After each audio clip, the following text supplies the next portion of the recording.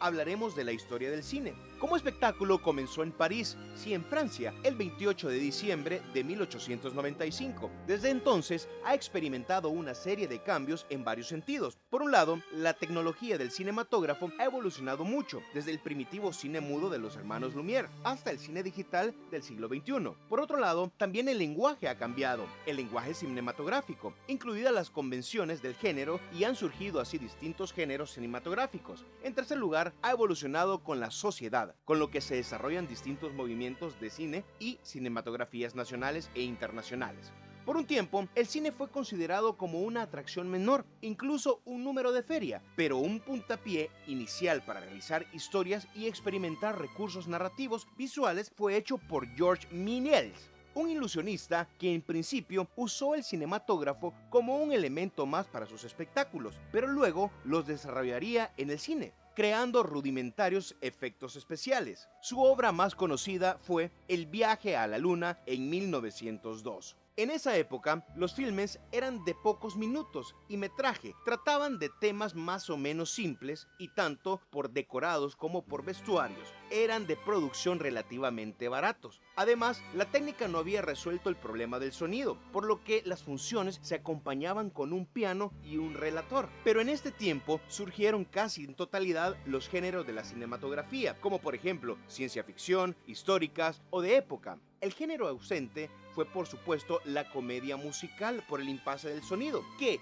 debería esperar hasta la aparición del sonido sonoro. También en la época se produjeron los primeros juicios en torno a los derechos de autor de las adaptaciones de novelas y obras teatrales al cine, lo que llevaría por el tiempo a la creación de las franquicias cinematográficas basada en personajes o sagas. En Estados Unidos, el cine tuvo un éxito arrollador por una peculiar circunstancia social, al ser un país de inmigrantes, muchos de los cuales no hablaban el inglés. Tanto el teatro como la prensa o los libros les estaban vedados por la barrera idiomática, y así el cine mudo se transformó en una fuente muy importante de esparcimiento para ellos. Viendo las perspectivas de este negocio y basándose en su patente sobre el kinetoscopio, Thomas Alva Edison intentó tomar el control de los derechos sobre la explotación del cinematógrafo. El asunto no solo llegó a juicio de Edison contra los llamados productores independientes, sino que se libró incluso a tiro limpio. Como consecuencia, los productores independientes emigraron desde Nueva York a la costa este, donde Edison era fuerte, hacia el oeste, recientemente pacificado. En California existía un pequeño poblado llamado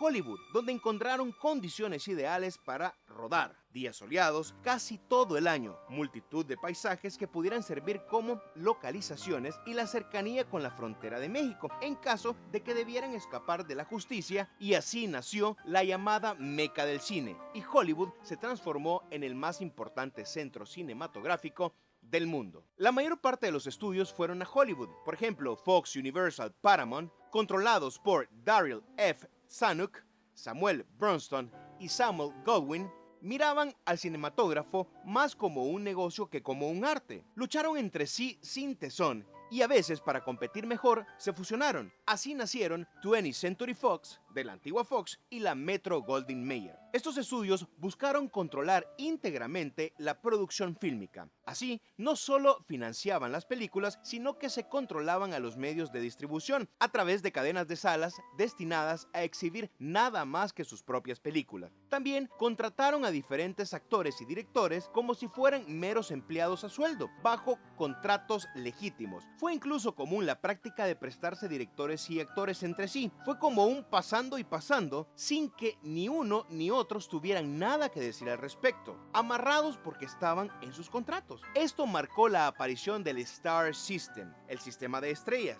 en el cual las estrellas de cine eran proporcionadas en serie igual que cualquier otro producto comercial. Como dato curioso, Charles Chaplin, Douglas Fairbanks y Mary Pickford se rebelaron contra esto, pudiendo hacerlo con su gran éxito comercial, y la salida que encontraron fue solo crear un nuevo estudio para ellos solos. Así nace United Artists. Se habla así de la producción hollywoodense entre las décadas de 1910 y 1950, como de cine y de productor, donde contaba más el peso del productor que conseguía el financiamiento que el director encargado de plasmar una visión artística. Hoy en día tenemos, gracias a los precursores del cine, grandes películas que nos hacen soñar, llorar, reír y hasta encogernos del miedo. ¿Cuántas veces has ido al cine y has disfrutado de alguna buena película y has salido comentándola con tus amigos? Esa es la magia del cine.